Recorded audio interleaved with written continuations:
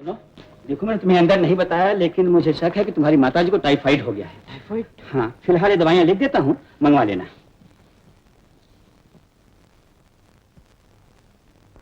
माँ, ये तुमने क्या किया माँ?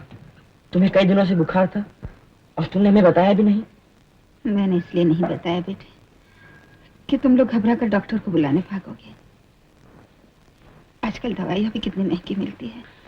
दवाई महंगी जरूर है माँ, लेकिन तुम्हारी जान से ज्यादा महंगी नहीं। मेरे बच्चे, मेरे बच्चे। अरे क्या हुआ पद्मा? कुछ नहीं, थोड़ा सा बुखार आ गया तो राजा ने बात का बतंगड़ बना दिया। अच्छा बच्चों, तुम जाओ, मैं तुम्हारी माँ के पास बैठता हूँ। जाओ।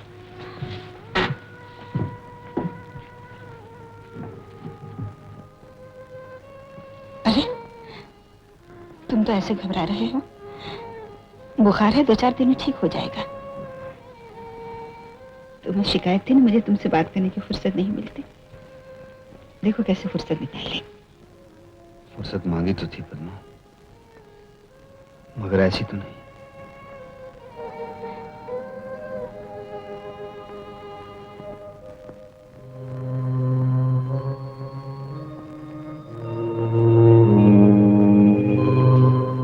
राजा, ये झाड़ू मुझे दो और तुम जाके कोई और काम करो। ये काम सिर्फ औरतों का है। हाँ, बड़ी आई औरत।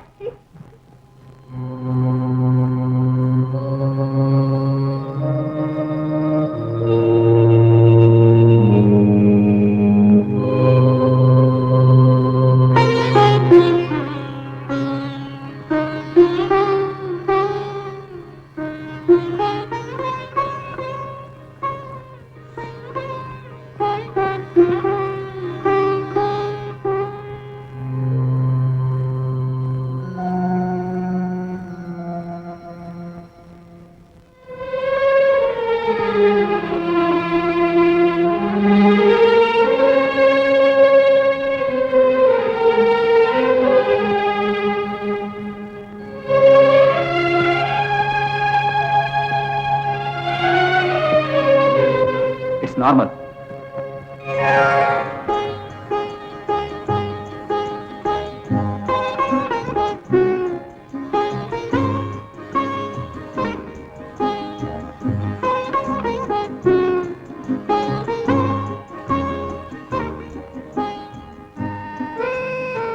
तैयार हो गया इस महीने का बजट?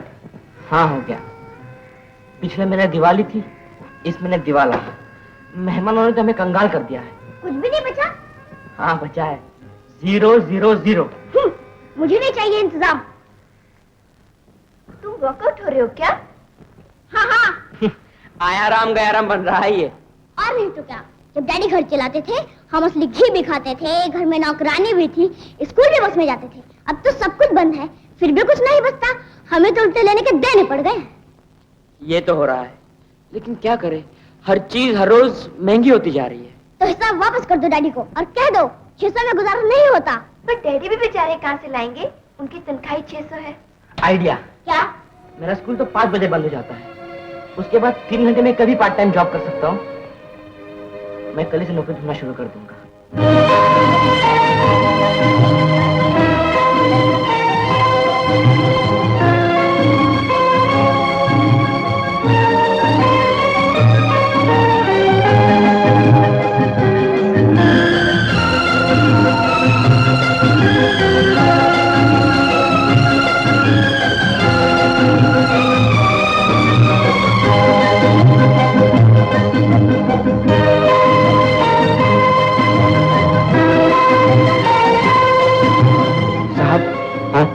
आप ही इस कंपनी के मालिक हैं? हाँ हाँ, क्यों? मुझे आपके दफ्तर में पार्ट टाइम नौकरी मिल सकती है? नहीं नहीं नहीं, हमारे यहाँ कोई जगह नहीं। चलो। सेठ जी, हाँ ये अच्छा, हाँ तो ये बात है। जरा सुनो तो बेटे। जी। तो तुम शंकर नाथ जी के बेटे हो? जी। तो पहले क्यों नहीं बताया? अच्छा तो ऐसा करो, कल आके हमें मिलो। बहुत बहुत धन्यवाद। शाबाश। क्या कह रहे हो तुम? रवि तुम्हारे पास नौकरी मांगने आया? जी, कह रहा था आजकल घर में हाथ जरा तंग है। आदमी ही आदमी के काम आता है हुजूर, इसीलिए मैं थोड़े से पैसे साथ ले आया हूँ। लक्ष्मीदास, तुम्हारी ये हिम्मत मुझे रिश्वत देने आया? उठो! राम राम राम, ये रिश्वत नहीं हुजूर, मैं तो आपको कर्ज दे रहा हूँ, जब भी आपके पास होगा लौटा दीजिएगा। मैं अभी लौटा रहा हूँ, ले जाओ, नहीं तो मुझे पुलिस को बुलाना पड़ेगा।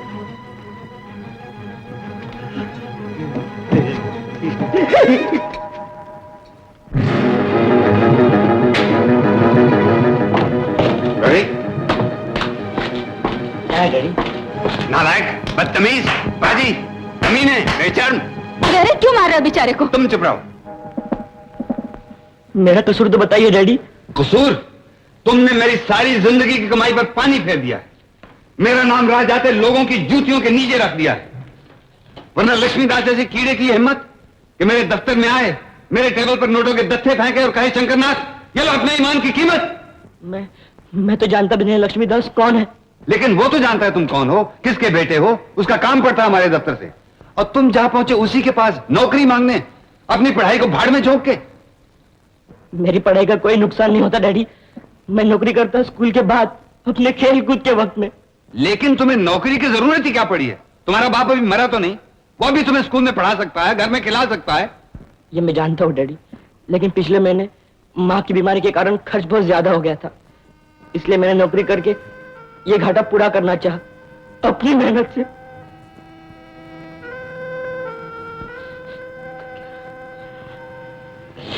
ये सब तुमने मेरे लिए किया, अपनी माँ के लिए।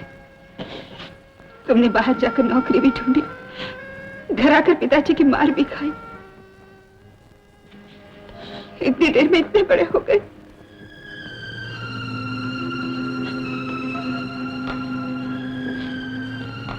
रवि, मुझे माफ कर दो,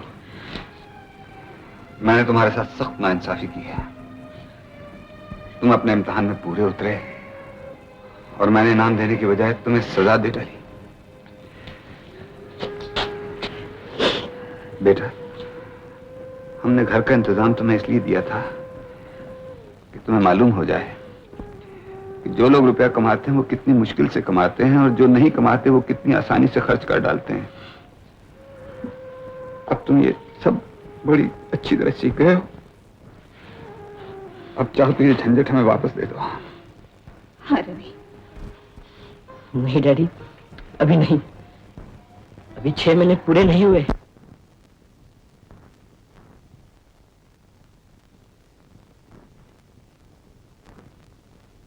नहीं साहब, ये बड़ी टेढ़ी खीर है, अपने बस का रोग नहीं है।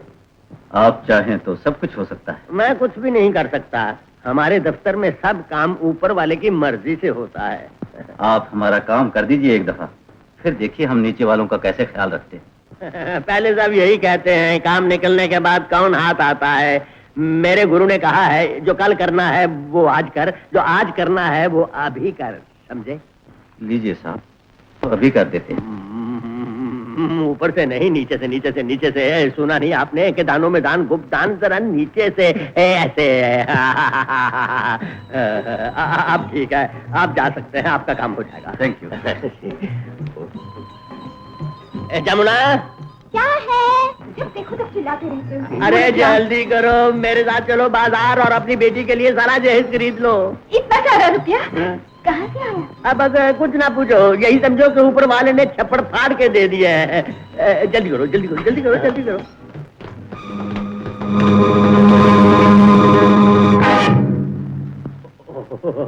थानेदार साहब, आप, क्या बात है? मैं तुम्हें गिरफ्तार करने आया हूँ। गिरफ्तार? मैंने क्या जुर्म किया है इंस्पेक्टर साहब? तुमने रिश्वत है। रिश्वत? किसने लिया और किसने दी है? तुमने ली है, इन्होंने दी है। जानते हो ये कौन है? कौन हो तुम? Inspector Ahmed from vigilance. ये सब चाल है, साजिश है। तुम खामखा एक शरीफ आदमी को फांस रहे हो। अच्छा होगा तुम सारे मोहल्ले को इकट्ठा न करो और चुपचाप हमारे साथ चले चलो। क्यों चलूं इंस्पेक्टर साहब? आपके पास क्या सबूत है कि मैंने रिश्वत ली है? ये नोट जिन पर पुलिस के निशान लगे हुए हैं। कांस्टेबल, हथकड़ी लगाओ।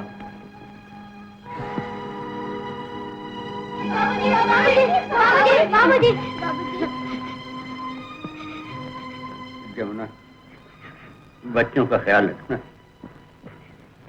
आज से तुम इनकी माँ भी हो और बाप हो। अरे इसमें रोने की क्या बात है?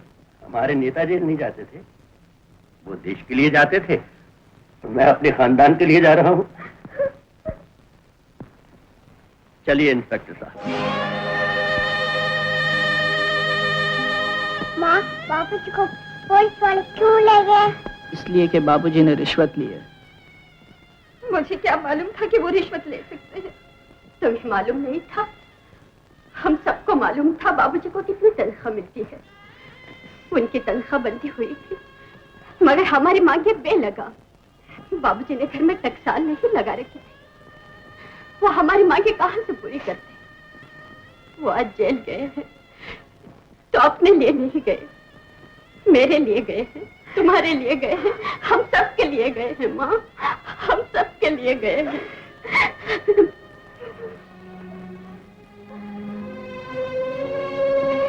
इसी के लिए उन्हें जेल जाना पड़ा। नहीं चाहिए मुझे ऐसा सोना। ये तो अच्छा हुआ, जो होना था शादी से पहले हो गया। बाद में होता तो क्या होता? दुनिया को कौन सा मुंह दिखाते जाकर? मैं तो सीमा बेचारी का सोच रहा हूँ माँ, उसका क्या हाल हुआ होगा? सीमा को अब भूल जाओ सुरेश, हम ऐसे बाप की बेटी से रिश्ता नहीं कर सकते। माँ, जुर्म बाप ने किया है, सजा बेटी को देना चाहती हो तुम? ये तो होता ही है दुनिया में, बीज बोते हैं माँ बाप और फसल काटनी पड़ती है औलाद को। मैं आज ही उन्हें चिट्ठी लिख देती हूँ, हमें ये रिश्ता मंजूर नहीं। माँ, सीमा, सीमा, बेटी क्यों रो रही है? ये खत किसका है? सुरेश की माँ का। क्या लिखा है? उन्होंने मंगनी तोड़ दी है माँ। मंगनी तोड़ दी? हे भगवान, अब क्या होगा? मैं तो पागल हूँ। घबराओ नहीं माँ, बाबूजी के मैनेजर उस दिन मंगनी पे नहीं आए थे, शंकर नाथ जी, उनका बेटा रवि मेरा दोस्त है, मैं उनके पास जाता हूँ। लाओ ये चिट्ठी मुझे दो। वो शादी से इनकार कर रहे हैं? हाँ डैडी, उन्होंने मंगनी तोड़ दी है। ये देखिए चिट्ठी, सीमा दीदी तो रो के अंधी हो रही है। तुम्हें कुछ करो ना, ये शादी ना हुई तो बेचारी सीमा का क्या होगा? फिर कौन करेगा उससे शादी? वो तो ठीक है पद्मा, पर मैं कर ही क्या सकता हूँ? तुम जाकर सुरेश की माँ को समझाओ, भूल साधुराम से हुई है, साधुराम की भूल की सजा सीमा को क्यों दे? ये पाप होगा, अन्याय होगा। मैं जानती हूँ ये अन्याय है, लेकिन ये रिश्ता मैं करूँ तो कैसे? सारा समाज, सारा जग हंसेगा हम पे। हंसेगा, जरूर हंसेगा। 2 दिन हंस के भूल भी जाएगा, लेकिन उस मासूम का क्या होगा जो सारी जिंदगी आंसू बहाती रहेगी? आप इतना सोचिए भाई साहब, आप भी अगर मेरी जगह होते तो यही ना करते। जी नहीं, मैं ऐसा नहीं करता।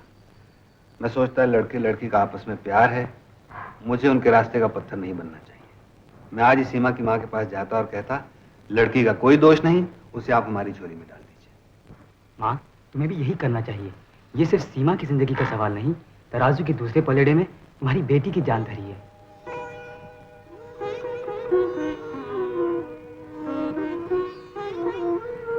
अच्छी बात है, आप इतनी दूर चलकर आए हैं, आपकी बात टालूं तो कैसे? आप उनसे कह दीजिए कि शादी होगी, लेकिन एक शर्त है, ब्याह के बाद बहू को मैं उस घर में जाने नहीं दूंगी। नहीं नहीं, जाने की जरूरत ही क्या है? शादी के बाद आप सीमा की सास भी होंगी और माँ भी। अच्छा अच्छा है। ये क्या माँ, तुम फिर बीमार होना चाहती हो?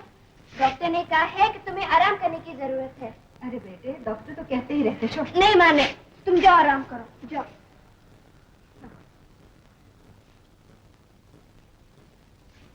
माँ, मुझे आशीर्वाद दो माँ। क्या बात है रवि? आज हमारे स्कूल में एनुअल फंक्शन है, उसके लिए जो प्रोग्राम पेश किया जा रहा है उसमें मैं बहुत बड़ा पार्ट ले रहा हूँ। मैं कोशिश करूंगा पहला इनाम मुझे मिले। मेरा आशीर्वाद है बेटे, इनाम तुझे ही मिलेगा। मैं तुम्हारे लिए भगवान से प्रार्थना करूंगी। चलो बेटे। अब हमारे प्रोग्राम का आखिरी आइटम हमारे स्कूल के मैट्रिक के विद्यार्थी मास्टर रवि और उसके साथी पेश कर रहे हैं, संगीत नाटिका श्रवण कुमार।